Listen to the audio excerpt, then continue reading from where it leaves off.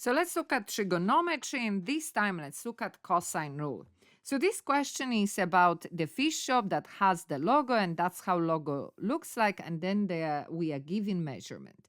So in this part, CF 22, EF 11.8, and the angle CFE 110.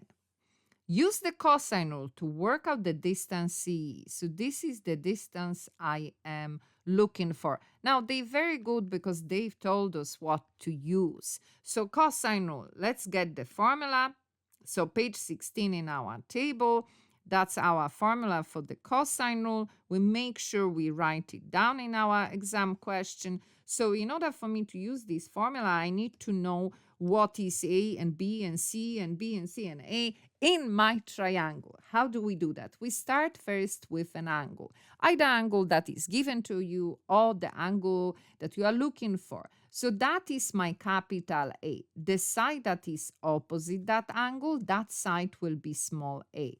Now for cosine rule, B and C doesn't matter because here we are adding them, here we are multiplying. So let's decide this side is B and this side is C.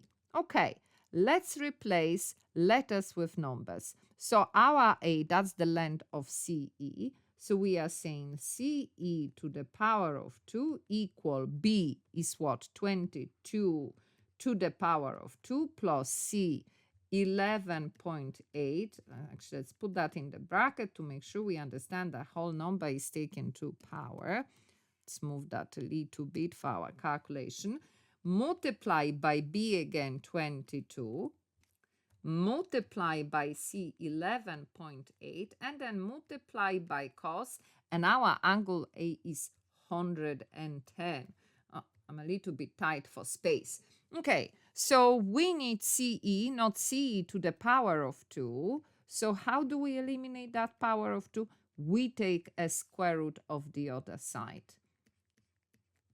So I'm just going to copy all of that. And then what do we do with that? We put all of that in our calculator. We press equal. And then we have our answer. And the length of CE to one decimal place is what? 28.3 meters.